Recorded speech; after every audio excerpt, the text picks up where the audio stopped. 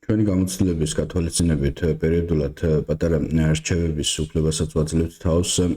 Ვფიქრობთ, რომ განსაკუთრებით ესეთი სახის რჩევები მნიშვნელოვანია დამწყებებისთვის. ამ ვიდეოში მინდა ვისაუბრო თეორიის შესწავლის მნიშვნელობაზე. კარგად გაგებისთვის თუ რას გულისხმობ პატარა შედარებას გავაკეთებ. რამოდენიმე დღის წინ შემდგომ ვიდეო საუბარი იყო სუპერლიგაზე, ქართულ კალათბურთზე, თუ რატო ვერ ვითარდება საკმარისად, რატო ვერ აღწევს თქვა NBA-ის დონეს. და იმ სფეროს სპეციალისტი სხვა პრობლემებთან ერთად ერთ-ერთ მთავარ პრობლემად ასახელებდა თეორიის და ტაქტიკური სწავლების ნაკლებობას.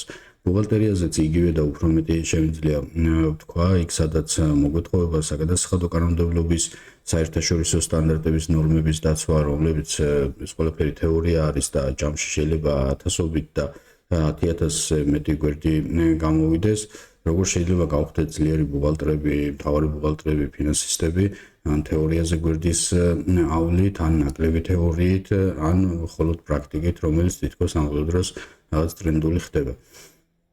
უნივერსალური კურსზე ძალიან დიდი ყურადღება ექცევა თეორიულ სწავლებას პრაქტიკულ სავარჯიშოებთან ერთად, რა თქმა უნდა, ამას მოწმობს ყოველი ლექციის შემდეგ გვაქვს პრაქტიკული დავალებები და გვაქვს ასევე სტაჟირების პროგრამა.